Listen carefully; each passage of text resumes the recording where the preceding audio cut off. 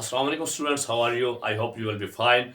Today we are again going to write down an essay, and that essay is the role of a volunteer in a society.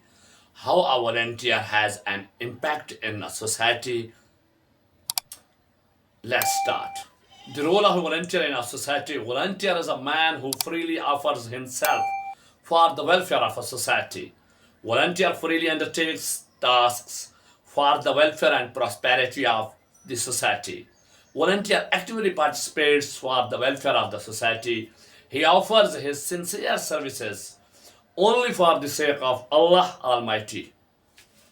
A volunteer helps the society in various ways. A volunteer can teach poor, needy, and deserving students without any fee.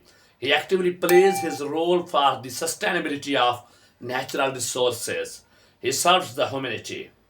He is always ready and available to work for the welfare of a society. Please like the video and subscribe the channel. And don't forget to share it with your friends. Thank you.